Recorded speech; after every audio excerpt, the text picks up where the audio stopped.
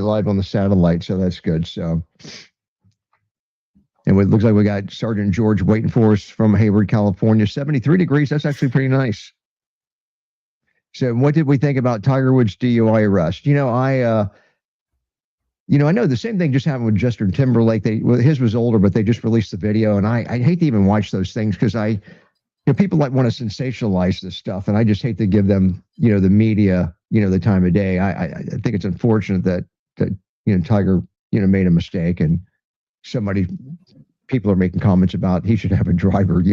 He's got the money, but he should know. Even though it's likely, from what I understand, medical, like maybe he's on painkillers or whatever. I don't know, but yeah, it's just a sad situation. Your thoughts, Chief?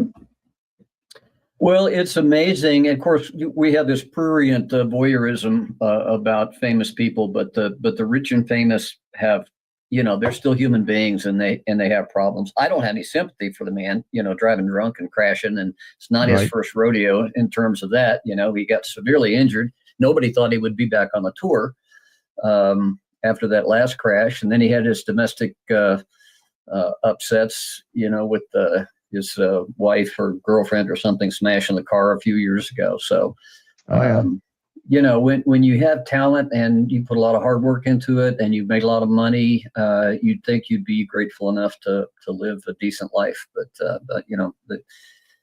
these people are troubled. They need to be poor and happy like me. Yeah, just a sad situation. So I hope he gets his act together before it's too late, or before he does something he cannot recover from. So well, look at you, Chief. You're sporting the mug, and you've got but you're holding the mug in the wrong hand. Yeah, I know. Yeah. I know.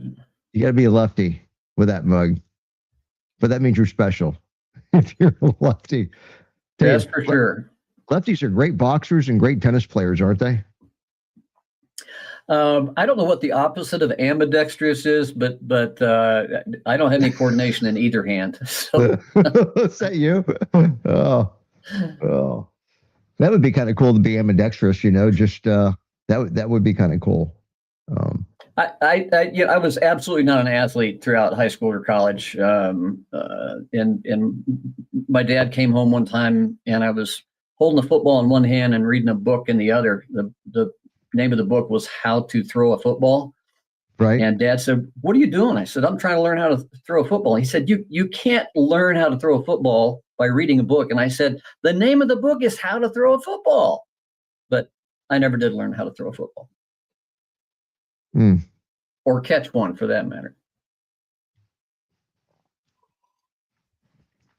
Oh, here he is. All right. So we are joined by Randy Sutton. The stream is live, Randy. So all right. Your fan base is already here. I'm glad you figured it out. Oh, look at that mug. Whoa! Damn it. Whoa! Whoa! Now I'm just trying to figure out, was he in a recliner leaning backwards and his feet flew up behind him, or was it the laptop that went off the other way? Wow.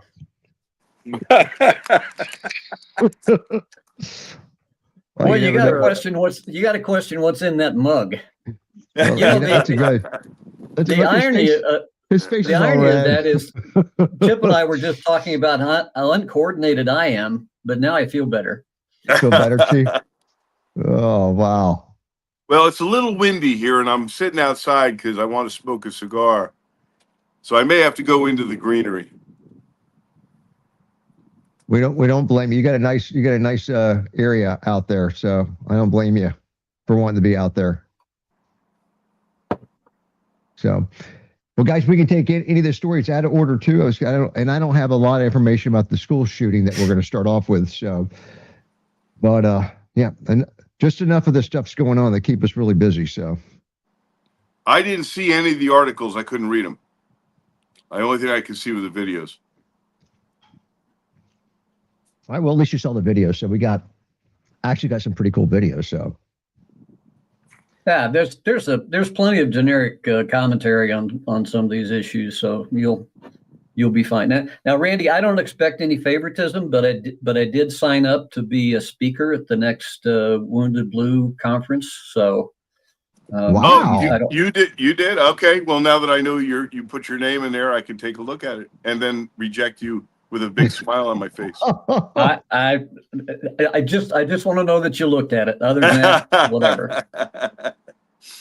Yeah, wow, very cool. Yeah, we're so Bob, who is my training director, goes under the knife tomorrow. He was severely injured. He's paralyzed from his knees down and blind in one eye from being run over by his own police car, and he's had a lot of surgeries, but we're having the finest spinal surgeon in the United States work on him, and he's going under the knife tomorrow. So wow. Till he gets back, that's when we're going to make. He's making all the checkoffs. Wow. But this So is our sixth person that's gone under this that we've sent to this incredible spinal surgeon. We spent pretty close to $2 million in the last couple of years helping cops.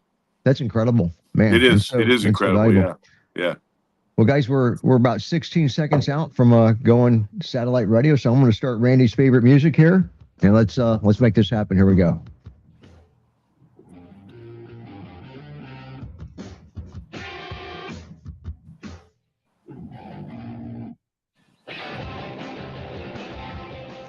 All right, guys, and welcome Leo Roundtable at leoroundtable.com, the law enforcement talk show. My name is Chip DeBlock, and I'm your host, and we're a group of law enforcement professionals that talk about today's news and issues, but we do from a law enforcement perspective.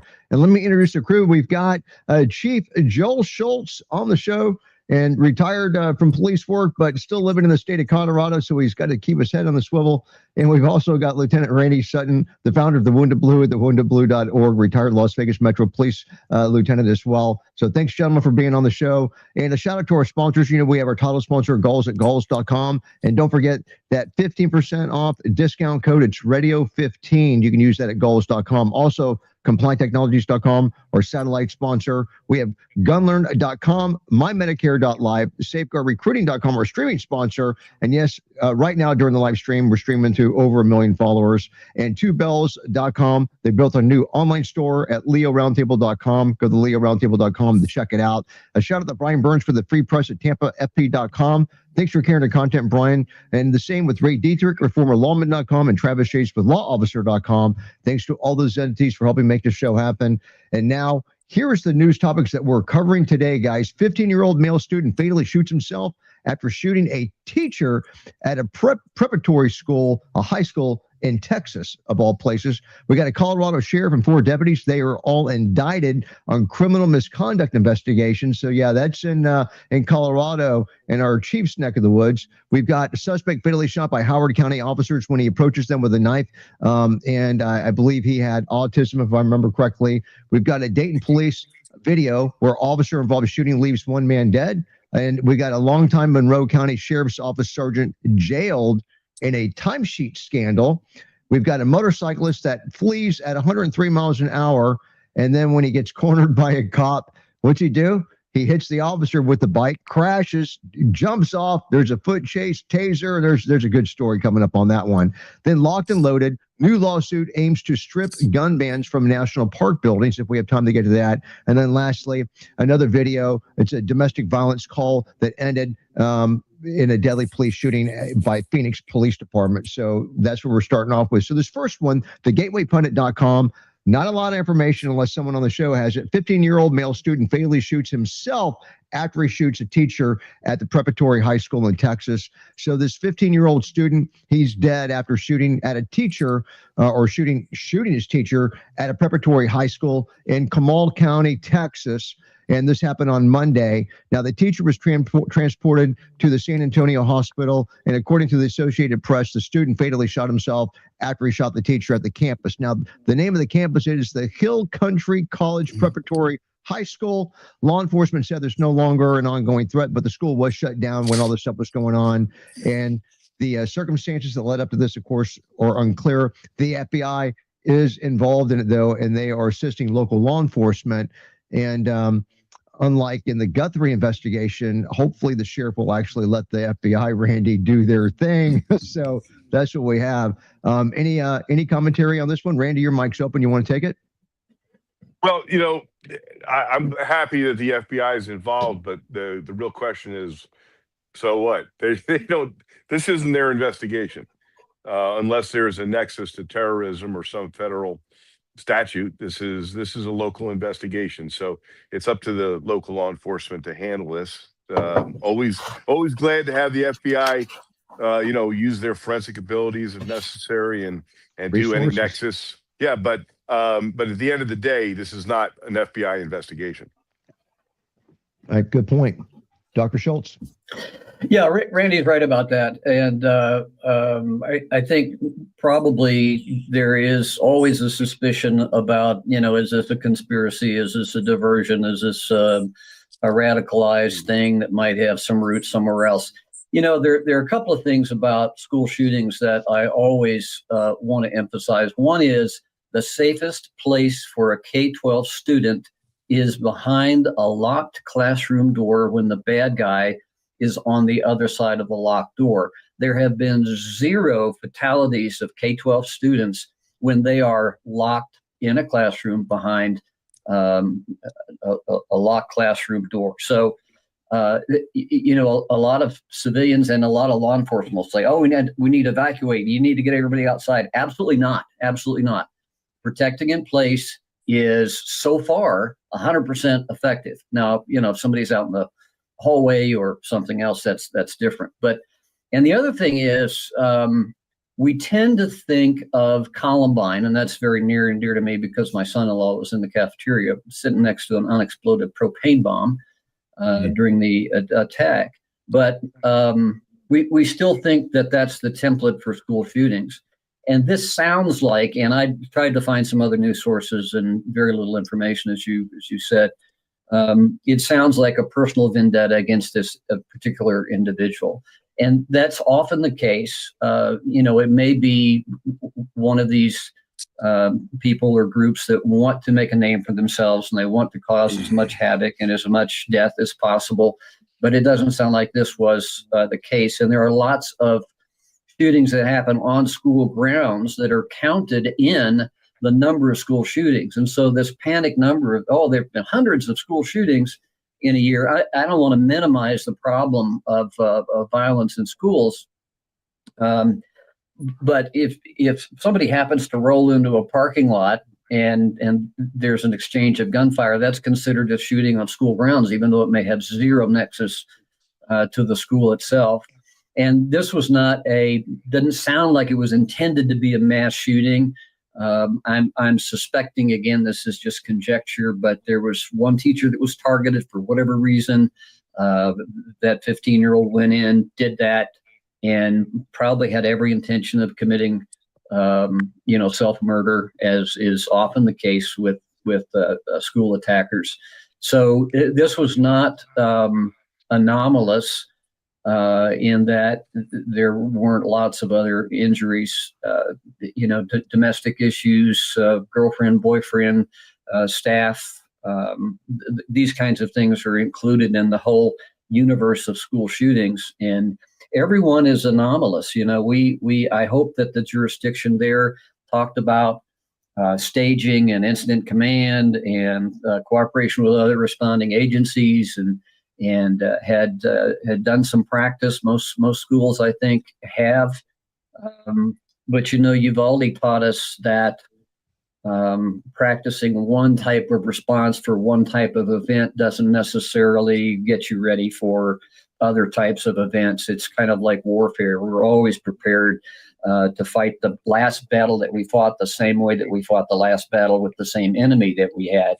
And school shootings are a different breed. There just needs to be some very basic general things to do. And one of those things is protect in place, get your kids behind a locked door, and don't be in any big hurry to get them released. I know we have evidence preservation. We have trauma things to consider. Reunification is critical because parents are going to be gathering outside, so you need to plan for that. So I'm interested to see what they discover about this shooter. And again, I suspect it's going to be they were mad at the teacher, took care of business, and then got rid of themselves, which was their intent. My conjecture. Yeah, well, fascinating stat about it's 100% effective to have students behind a locked door, which speaks volumes. And I'm surprised we don't have more information out yet because this actually broke yesterday evening, I believe, and there's still not a lot of stuff in the news cycle on it at all. So, and I don't know why. So, anyhow, I look forward to getting more information on this. But I don't think there were enough bodies to make it newsworthy. That would be sad, wouldn't it? Yeah, that would be sad. Well, yeah, and I, prior to I wrote something about this years ago after Parkland.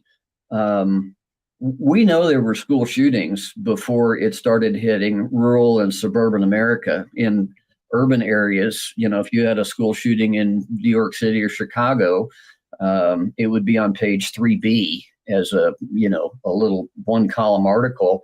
But then when it started to hit America's heartland and suburbia and white kids started getting killed, then we started to see the panic and the news coverage. Just kind of a sociological observation. Again, not to minimize any attack on any school anywhere. Well, gentlemen, you ready to go to our next story then? And we will continue to bring up new information about the school shooting. But if you guys are ready for it, our next one that we've got coming up here is from globalordnancenews.com in Colorado. So we're going right back to the chief. But Colorado sheriff and 4 deputies indicted in a criminal misconduct investigation. Now, and you can even tell, obviously, from the article, you can kind of pick up it's a smaller agency. But we're in the Denver area.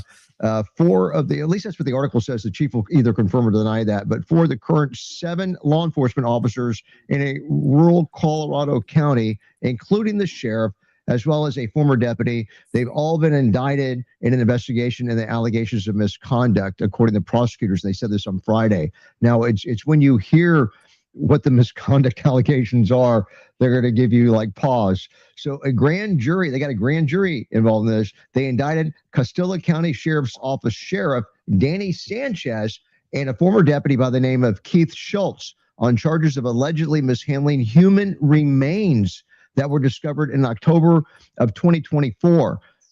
So yeah, that was, just think about that. That was what, a year and a half ago, according to the court documents. So a man who found the remains, and we're coming up on a commercial break, so I'm going to go through this kind of quickly here, but a guy that found the remains and reported them to the sheriff's office, he said that the Sheriff Sanchez and Deputy Schultz, they took only the skull and they left the rest of the body behind, including the teeth, according to court documents. And of course, we know that teeth are like extremely important in identifying a deceased, body.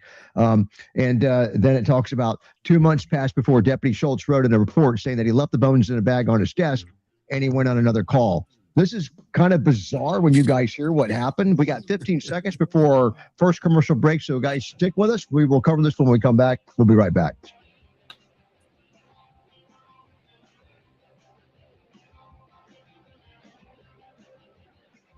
All right, guys, it's time to talk about our title sponsor, Galls at Galls.com. And as police officers, one thing we love to do and we're really good at, we love to buy gear. And when you throw the online mix into it, the choices are almost limitless. So I want to remind everybody about what is really most important here, and it's about supporting the companies that actually support law enforcement. And I don't know if a company does that better than Galls at Galls.com. Even their motto, which is on the banner behind me, proud to serve those who serve, which of course they do in spectacular fashion. And not only that, they walk the talk by supporting dozens of focused organizations like this radio show. So when you're looking for gear, please support our title sponsor by going to Galls at Galls.com, and they're going to do you one better. For the loyal listeners of the show, they've got a special discount code. It's radio15. You can type it in at Galls.com in order to get 15% off of most purchases.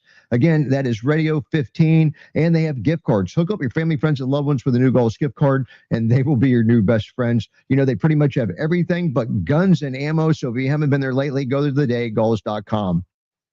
All right, we have 2 minutes before we come back to the radio portion of the show, guys. And yep, I think we're off to a good start, Chief. Yeah. Oh, there he is. Wait. And we're talking about Colorado. Yeah. Yeah, that's definitely in my neighborhood, and it couldn't be farther from Denver. It is. Oh, really? Castilla County actually butts up against northern New Mexico. Oh, wow. Okay. Well, I guess, yeah. You know, the last time it's been about a year. How long has it been? A year and a half since I was there. And that's when well, they got the Coors factory there. They've got, one of my favorite distilleries, you know, that's there as well. So, yeah, they got some good stuff there in Colorado. And I do like the Denver area.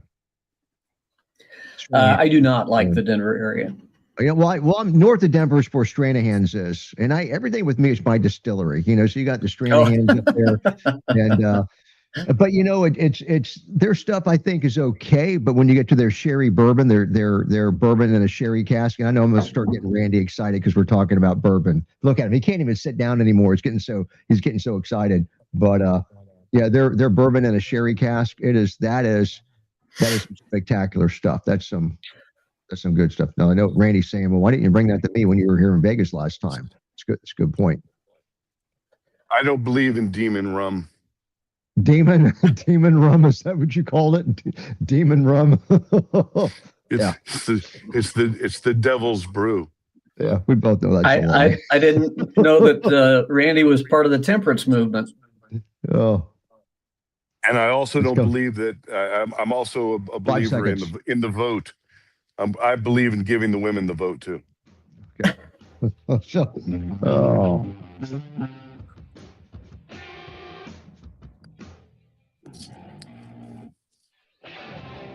All right, guys, welcome back. Leo Roundtable at leoroundtable.com, the law enforcement talk show. My name is Chip the Block, and I'm your host. We're joined by Dr. Joel Schultz, retired police chief in the Colorado area, and also Lieutenant Randy Sutton, retired Las Vegas Metro Police Department, also the founder of the Wounded Blue, thewoundedblue.org. And the funny thing is that, you know, Dr. Schultz is living in Colorado, and that's the story. That's what we're talking about right now. We've got a Colorado sheriff and 4 deputies indicted in criminal misconduct investigations, and it's 4 of the current 7 law enforcement officers in that agency are the ones that are in the grease, including the sheriff. And a grand jury indicted Castilla County Sheriff's Office Sheriff Danny Sanchez and a former deputy, Keith Schultz. We talked about that before we went to commercial break.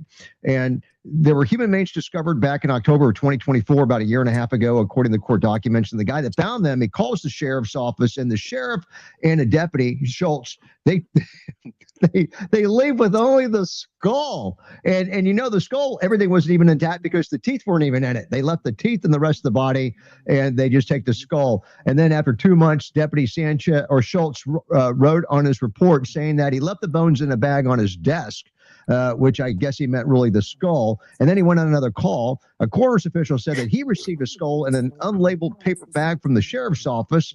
And then Sheriff Sanchez and Deputy Schultz, they're charged with official misconduct and corpse abuse. Now, usually when we hear corpse abuse, we think of some other kind of abuse. I'm glad that at least it didn't go down the Cold Ethel route. But separately, we have Under Sheriff Cruz Soto, Sergeant Caleb Sanchez, who was actually the sheriff's son, and Deputy Roland Riley. They're all charged in connection with the use of a taser involving another case against a man who was having a mental health crisis in February and tried to leave when they insisted that he go to the hospital. We just had a case like that yesterday, but they ended up having to shoot and kill the bad guy. But the man said that he was roughed up by deputies and was left with broken ribs, according to the indictments. And Under Sheriff Soto was charged with failing to intervene, failure to report use of force, third-degree assault, and official misconduct, according to the court documents. And Sergeant Caleb Sanchez and Deputy Riley, they were charged with second and third-degree assault. Now, in announcing these indictments, we have a district attorney stepping into the picture here, the 12th Judicial District. It is the District Attorney Ann Kelly, and she's commenting to about the investigation and prosecuting crimes, and she says that they're going to do their job no matter who the offender is.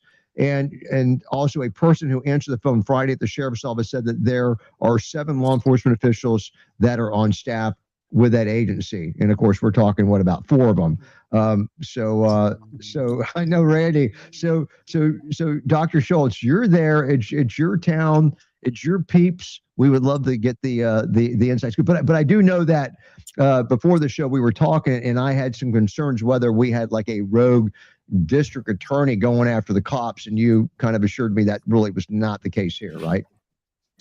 No, District Attorney Kelly, and I'm sure she's the one that brought the case to a grand jury, which rather than a direct charge from her office, that gives it a better objectivity, with a grand jury taking a look at it, which are fairly rare. We don't have standing grand juries in our state, and she actually is the DA that came after, especially appointed DA that came after a recalled DA that was a Soros in little old San Luis Valley DA who was just incredibly intolerable and got recalled.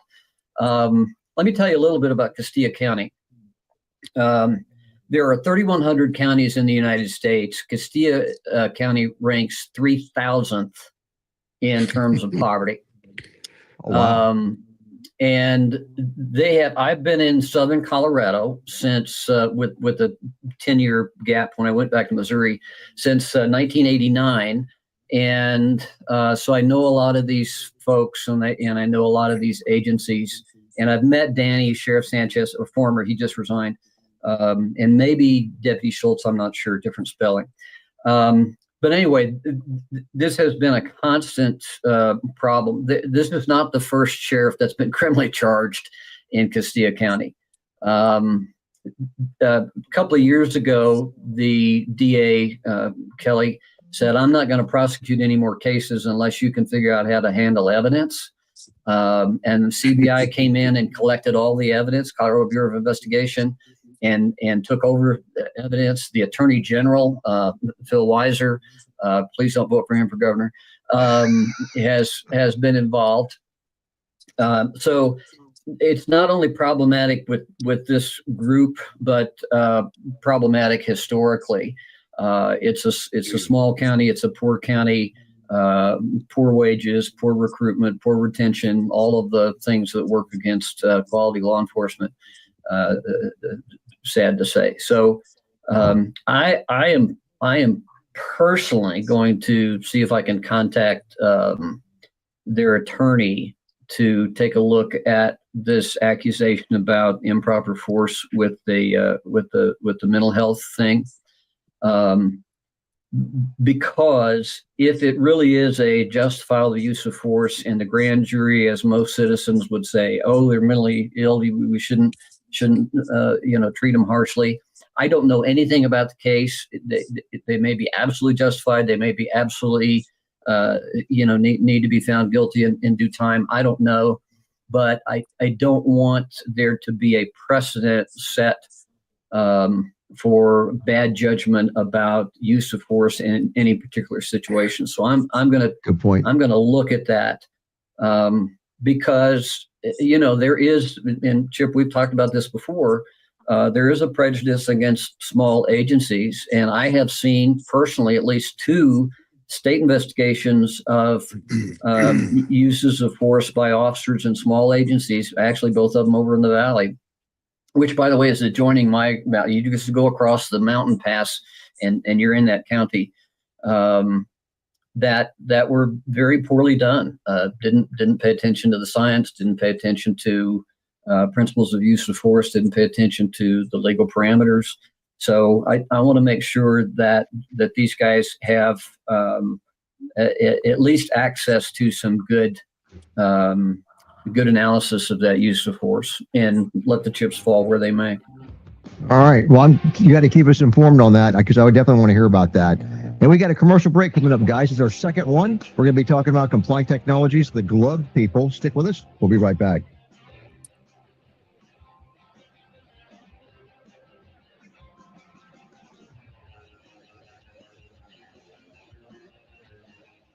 All right, guys, it's time to talk about Compliant Technologies at complianttechnologies.com. And they are committed to providing non-lethal solutions to help officers gain the upper hand safely and rapidly in a humane, low-optics manner, utilizing what they call their CD3, which stands for Conductive Distraction and De-Escalation Device Technology. Now, their flagship product, we all know by now, it's called the Glove, has helped officers not only tens of thousands of times, but they've actually had over 250,000 deployments, no injuries, no deaths. It's amazing statistics. They actually have achieved non-lethal status in an arena that predominantly can only offer less lethal results. And when it comes to weapons retention, transitioning to a sidearm or conductive energy weapon, the Glove at CompliantTechnologies.com, they have virtually eliminated weapons confusion. So stay ahead of the game with Compliant Technologies and the revolutionary CD3 that hundreds of agencies have already turned to nationwide. And friends, take it from me, when it comes to safety, this is one of the most common sense, hands-on solutions that's ever come along. Go to CompliantTechnologies.com today and tell them that Chip sent you, CompliantTechnologies.com. All right, 4 minutes now before we come back to the radio portion. And let me see what we got going on the stream here. You know, our LinkedIn did not kick in. But I think I got a message here from Bill BC. You okay, Randy? This must have been the beginning of the show when it looked like Randy flipped over backwards. And that's Bill in Pensacola, where it's 78 degrees. And then, of course, we got MVS. It's only 38 degrees in Northwest Colorado. You got to be kidding me! Wow. And then AJ and the crew. So. And of course, MVS was asking if the shooter at the school was trans. We just don't have enough information, but there's a lot of, I mean, you know, it's kind of funny, but, you know, you have to ask that question in today's climate, you know, especially with the predominance of that happening, you know, wow, you know, so I get it. I'm going to have to be like Randy and be on the camera from outside so I can light this thing up. So I got Karen Robertson Hutchins saying, "Hey, what's up with the cigars?" Yeah, I didn't even notice. But you're right. We got Chief has a cigar. Randy, what's Randy? That's Randy's second cigar, I think. So no, this is my first cigar. Thank you. First one. Okay. All right. Of the day. Of the day. All right. And Betty Dunn says that she's watching 3 of her favorites. So I love that. So thank you, Betty. Who's the third one? Betty. Who's the third one? Wow. Oh, there you go.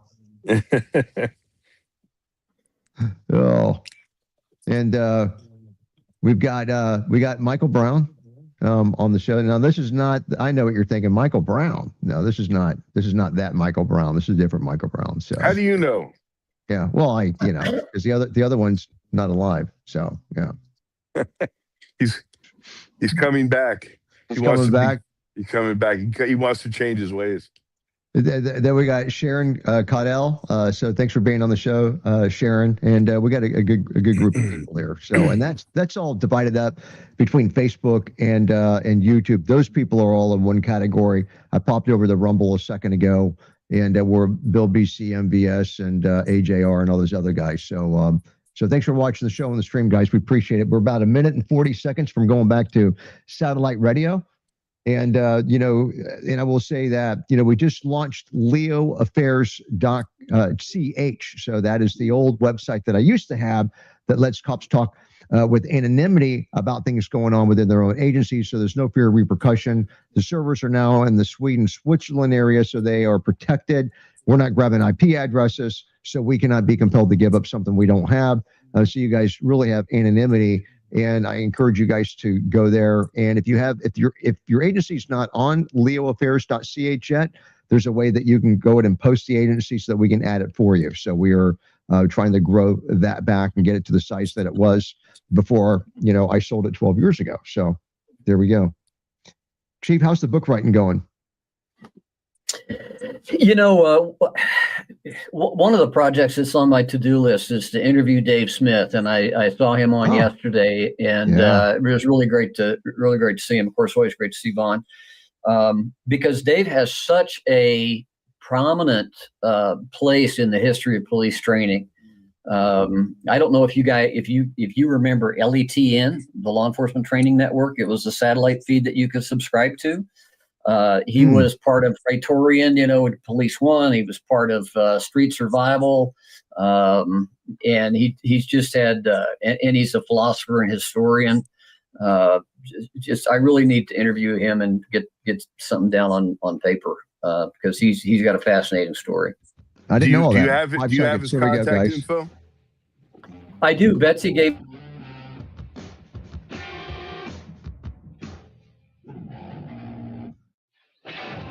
All right, guys, welcome back. Leo Roundtable at leoroundtable.com, the law enforcement talk show. My name is Chip the Block, and I'm your host. Yes, we're joined by Lieutenant Randy Sutton, founder of the Wounded Blue, thewoundedblue.org, also retired Las Vegas Metro Police Lieutenant, and Dr. Joel Schultz, retired police chief, hiding out somewhere in the Colorado area. So thanks for being back on the show, guys. And we just got back from commercial break. I know that we were talking about that that case in Colorado where we lost half the sheriff's office. Any more commentary on that? Are you guys ready to go on to the story with the video? We have Chief Schultz. I just want to tell you that area is a high desert. It's actually called an aspen desert, I think. So low humidity, lots of sandy soil. So it's not unusual to find skeletal remains either from hikers or from murder victims. It's a great place to hide a body. So really, yeah, and the bodies don't decompose typically the way they do. It's very easy to get skeletonized and they get mummified. So I worked with the coroner's office as well for a while. So that doesn't mitigate the way that they allegedly handled the the skeletal remains. Well, we'll just bag up the skull, take it back to the office, and I'll write this up here in about a year and a half. So that's bad optics. Wow. They probably put a candle on top of the skull and it's on the chief's desk. Well, that would not be unusual for the region, but yeah, I don't have it. Oh, wow, brutal. All right, guys, popping over the video, rumble.com, our favorite law enforcement video channel called This Is Butter. We have a suspect fatally shot by Howard County officers when he approaches them with a knife after calling 911. And so this is at Columbia, Maryland. So we'll start with it's a police shooting, March the 1st. We have 3 county police officers. They open fire. They fatally shoot this guy named Alex Lamori. He's only 25 years old outside his Columbia apartment. So Lamori, our bad guy, he had autism. And officials said that it's unclear whether responding officers were aware of that during the encounter. However, we law enforcement respond off of actions. The chief talked on this earlier. A lot of people, you have the guy suffering mental health crisis or autism, whatever. That alone does not alter what we have to do, unless you're just really willing to die doing your job. We work off of actions, and so we'll let's see what happened on this one. According to police, Lamori, our guy that had autism, which may or may not have been known by the officers, he called 911 himself earlier today to report that he believed that he was the victim of an online extortion scheme. Police said that officers encountered this kid, 25 years old, outside his apartment, and that he's holding a knife. All right, so that's a huge flag. Howard County Police Chief Gregory Durr, he's given kind of the account of what goes on. He said that at a news conference on Thursday morning that after exchanging personal information and photos online with someone who claimed to be a young woman, that our guy Alex here received a threat from an individual stating that the private exchanges would be released unless money was paid. And that's pretty much it. That's what we have. Now, it's just a backstory. Doesn't necessarily have really anything to do with what decisions law enforcement has to make when they get there. I mean, it gives you a little peek into a window of what happened or maybe what brought this kid to this place where he was at, right or wrong. But all that really has very little bearing on what cops do. And my show notes, because there's really not a lot of information in the report.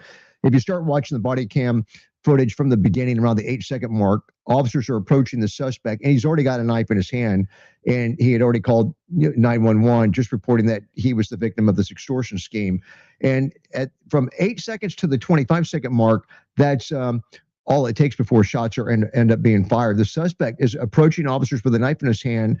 They're giving him commands. He's just totally blowing them off, and he's still walking towards the cops with the knife. And then we have a second body cam. It shows the shooting at the 1-minute mark. And then we have a third body cam that shows the same thing from 3 different angles. And of course, our guy, died. Unfortunately, he was non-compliant. Lieutenant Randy, you want to take this one first? I got some issues with this one. Okay. This is reveals why lower lethality, type of objects can be utilized.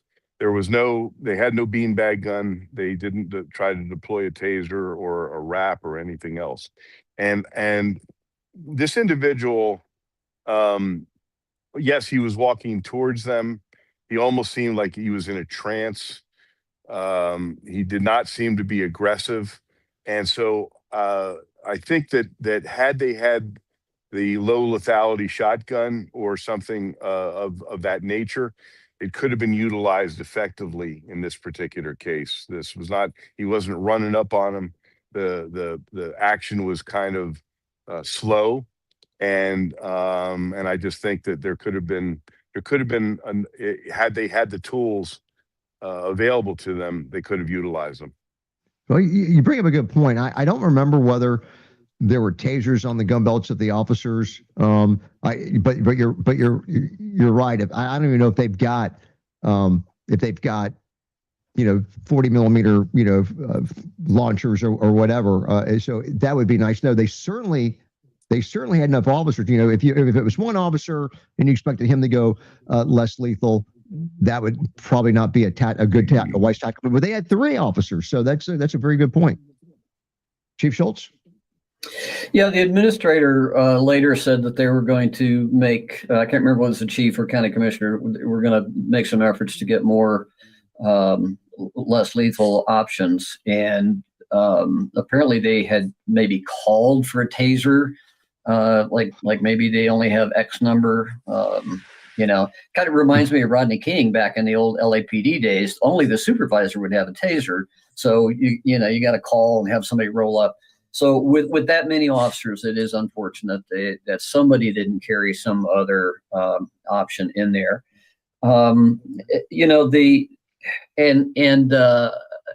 think ultimately it'll be justifiable because he did have a knife in that stab position. He made some kind of verbalization about "you're going to have to shoot me" or something to that effect. If I heard that correctly. He was headed toward. I did not hear that. I did not hear anything. Yeah, I think at the initial thing before he started advancing, and one of the officers said, "Okay, we're going to be cornered here, and there was an entrance, and you can't let the guy go in there." They hopefully would have known that this is a disability housing area. So, and interestingly, in another news article, it said I think there were 3 officers that fired. And 2 of those had CIT training and one was a negotiator. So they at least had some verbal skills, and they did call the person by name and people with autism are often hypersensitive to stimulus. And so, typically yelling at them is not going to work. But again, you don't necessarily know what you're going into in a situation like this. One of the things that was mentioned in one of the articles is that, of course, when you get statements from relatives and friends and survivors, they're, very seldom praising the police for shooting their loved one. But one of the statements was, "We haven't heard anything from the police department, nothing from the county. Nobody's called with condolences or apologies or anything." And that's a really difficult position. One of the things when I would investigate something, if I could get a suspect to write an apology, you know what that is in court? A confession. You're admitting. So, it's a delicate balance. You want to reach out to the secondary and tertiary victims of this tragedy, but to do so, a lawyer would probably say, "Don't say anything. PR be damned." So I got a question for you, Chief. Very unfortunate. What? So let me ask you this. So we're talking about, obviously there's a couple sides to this. There's criminal and there's, civil. So we've covered the criminal, and we talked about, you guys have already said that you felt that it was, justified shoot. And I agree. But with what Randy brought up about the lack of less lethal, and Chief, what you brought up about the department saying, we got to try to get more of that. At what point when do we get to the point, I guess, when we're in court and let's just say that there's a civil suit, because there almost certainly will be a civil suit associated with this. And the judge says, you got to be kidding me. It's 2026. You don't have at least every officer outfitted with some form of less lethal. Are you freaking kidding me? And just be prepared to write the freaking check. I think Von Kleem kind of addressed this yesterday. All of the efforts that law enforcement have made to de-escalate, to have additional tools to avoid lethal force, we've done that in response to public demand, and we've been very good at that. And so now we have set an unrealistic expectation that we will always have the ability to de-escalate. We will always have the manpower and the tools ready to avoid lethal force. So we've kind of painted ourselves in a corner in that regard. And I may be misquoting Vaughn, but I think that was his point. Yeah, because you would almost expect that. So, guys, 10 seconds. We're going to the commercial break. Put your seatbelts on. Here we go.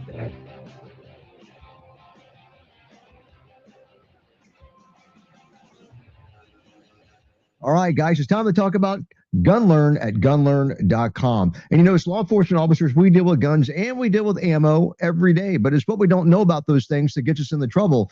And if you're fortunate enough to have gotten that degree from gunlearn.com, a certified firearms specialist, you can actually take that degree and convert it into college credits, because now it's worth it. They partnered with Smarter Degree, a certification as a firearms specialist by gunlearn.com.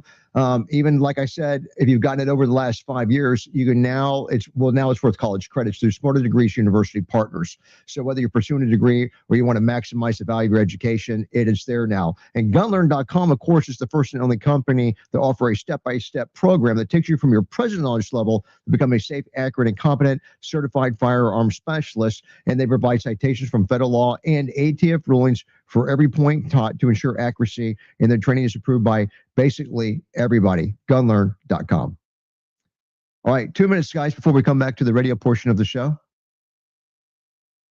And I got to firm up. I got to make that GunLearn commercial flow a little bit better. They got a lot of information in there, and that university, the partnership that they have now, making that really basically a college degree worth college credits is kind of cool. So, and Randy, you've got something. You've got the summit coming up, so we want to make sure everybody reserves the date for the summit on their calendar. September 28th through the 30th. We are rocking. Do you still have the supporter that is offering scholarships for the cost of that, or was that just last year? Well, it was last year, but doesn't mean that it won't happen again this year. That's something I have to try and work out. But nice. I think we'll find somebody that will make. If there's a hardship case, we're not going to let anybody that really needs this program not get it. Yeah, that would be nice. Well, I've already got my hotel room ready to go for at the Bellagio, so I'm going back. It's already reserved. I don't know. Brett is not committed yet. So, well, Brett should be committed. He is not committed to the trip yet. So right now it's just me. So but of course I had a great surprise. 15 seconds. Well, I'm not going to talk about it then. No, he'll mute you. He will mute you. Well, I didn't know if you could get it out in like 10 seconds. So, all right. I'm not a minute man. Not a minute man like you. Okay. Heard that.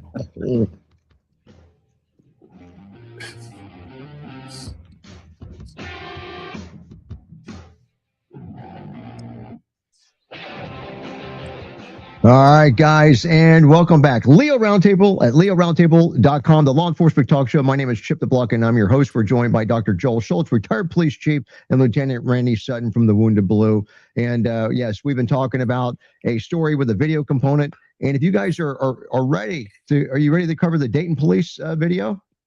Is that okay with you guys? I'll get 2 thumbs up. All right. Randy says no. Okay, here we go. Rumble.com, our favorite law enforcement video channel. This is better. Dayton police, they released body cam video of an officer involved in shooting, leaves a guy dead. So Dayton, Ohio, And our bad guy is 44 years old, Reginald Thomas, dead. Dayton police said that just before 9:30 on Tuesday night, we have a Dayton police officer trying to stop this guy, a 44-year-old Reginald Thomas, and he's riding his bike without a front light. And it's a bicycle. So in the footage, the officers heard saying, "Hey, the reason I stopped you is because you're riding on the sidewalk and you don't have a front light." And of course, it was dark. I mean, it was nighttime. And the guy, Thomas, our bad guy, says, "I don't have a light," like he didn't know. And that's when the officer said, "Hey, are you armed?" And Thomas denied being armed. And he ended up lying. So then the officers heard asking him if he can pat him down. And the guy goes back to the ID thing. "Hey, I can get you that ID." And cop tells him to relax. And so after he denied having a weapon a second time, the officer approaches to start doing the pat down. And that's when the guy he starts saying, "Hey, dude, I can give you my ID. Why are you grabbing on me, bro?" And then he hops off the bike and he takes off when the cop starts, touching him for the frisk. And so there's a foot chase, and you hear the officer, who I got to admit, I thought it was a female officer at first. I don't know. The voice was a little bit higher. I don't know if it's because of the chase or whatever, but the cop's yelling, "Hey, stop reaching, stop reaching." And the guy's, reaching and grabbing in the waistband area while he's running away from the cop. And of course, it's nighttime, so you can't see super clearly. And Dayton police said the body cam footage showed our bad guy pulling out the gun, which can be seen in the video. The officer yells for him to drop it, which he did. And I will point out that the bad guy produces the gun. The cop finally draws down on the guy, and when he draws down on him, the bad guy just drops it, tosses it on the ground, but right in front of him, meaning the bad guy. It's not like he threw it across the field or whatever. And so our cop reholsters his gun, and then he goes hands-on with the bad guy. And during the fight, sure enough, they get moved closer to that gun. What's the bad guy do? Reaches down. You can see it clearly in the video. Picks up the gun. He doesn't have it in the shooting. Well, I guess you can really shoot it in almost any position, but he's got it held almost backwards, but he clearly picks it back up. And our cop, it may be a good conversation they had, because when he first had the gun, the cop was verbalizing that he had a gun, but I don't think there were any other cops around. And later on, after the fight, and the cop holsters the gun, and the guy picks up the gun again. You can hear the cavalry come, the siren stuff, but I really had trouble. I was listening to hear the cop yelling to tell the people that were there the dude had a gun. I didn't hear it happen, but there is one of the responding cops as a backup takes one shot and shoots and kills the bad guy with a single shot. And the bad guy later dies in the hospital. So that's the way that goes down. Randy, you want to take this one first? Yeah, I'm very happy that there was a backup officer there. The tactics that were employed here, especially with holstering, I was dumbfounded by that action. Holstering his weapon when there's a firearm right there. At that point, of course, here's the thing, man. When these instances happen and the adrenaline is just coursing through your veins, you don't have any. We'd have no knowledge about the experience level of the officer, and everybody reacts differently. We try to revert to our training, but at the end of the day, in these critical incidents, sometimes we act in ways that kind of defy logic sometimes, and this is how training is so important. Realistic firearms training is so critical. To try and prepare people for these critical incidents. So I wish he had taken charge. It might have avoided the shooting, but at the end of the day, who made the decision? The bad guy made the decision. He's the one that introduced the firearm. He's the one that went to pick it up, and he got exactly what he deserved. Chief Schultz. Okay, here's the headline. Cop shoots black man for no bicycle headlight. Yeah, right. Exactly. Yeah, you're probably right. Yeah. And, I looked at a Facebook article on this event, and the commentators. Facebook is full of idiots, and I'm on Facebook, so I'm indicting myself. But the massive lack of understanding by the civilians. Son of a bitch. by the civilians, it is really sad. I was a little disappointed in the chief's presentation of this. He was, I mean, he did a fine job, but he made sure to say, well, the officer didn't have his gun out until he saw the gun. And then when the gun was dropped, he holstered the gun, like it was apologizing and praising the officer for reholstering. And all of us agree that that was a tactical faux pas, and potentially very destructive. You know, and this was a petty stop and very possibly what we might label as a pretextual stop. The cop is afraid that other things are going on, and so he wants to make this contact. I was very interested, and I'd like for Travis to maybe take a look at this. What were the indicators that this guy was going to be so aggressive and eventually pull a gun and run from the guy? They were very subtle if they were there at all. I would say one thing for officers out there that are listening, when somebody seems over cooperative and wants to distract your attention, like here's my ID. So he reached down for the ID that was in a kind of a holster type device on his waistband.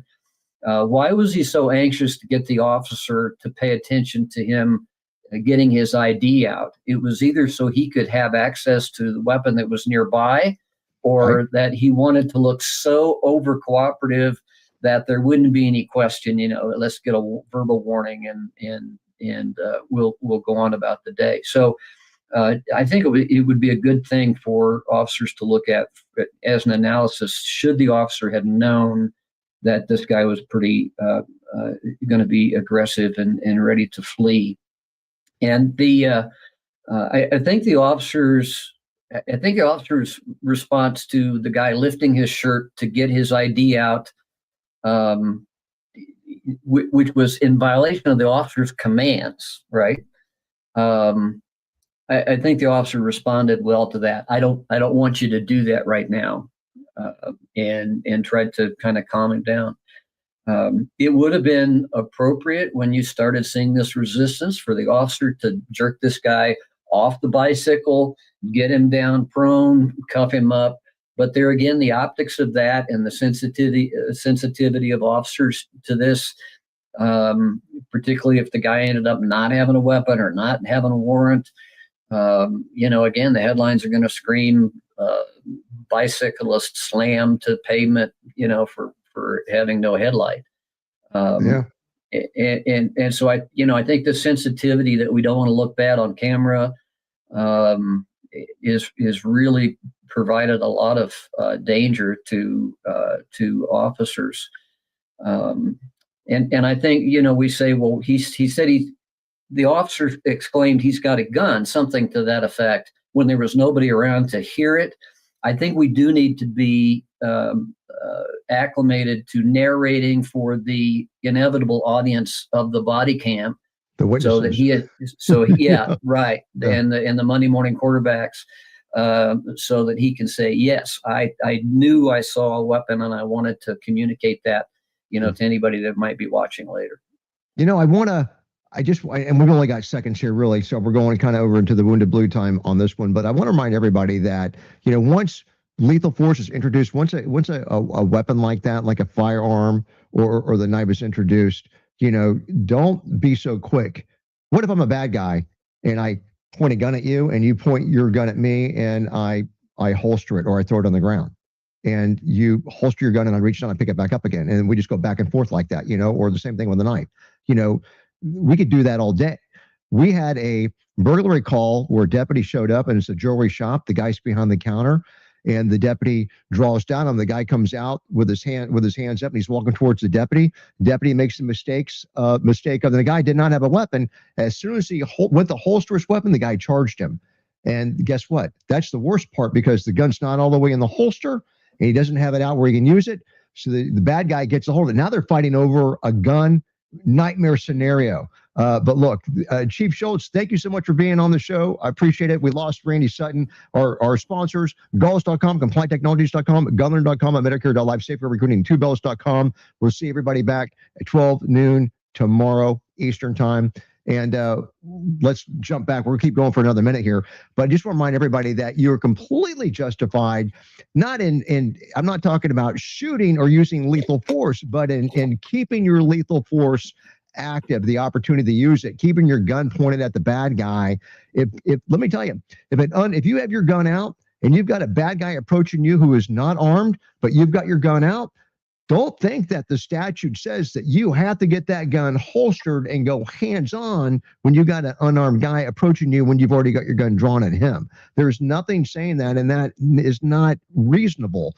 You know, if somebody's approaching you with a gun, because if I'm a bad guy and you have to holster it, that's exactly what I'm going to do. I'm going to wait till you go to holster it, and then I'm going to charge you. And you've only got one arm. You've only got one hand to fight with because the other one you're trying to protect that gun. I've got two hands. So don't miscalculate and put yourself at a tactical disadvantage by thinking that you have to holster that gun.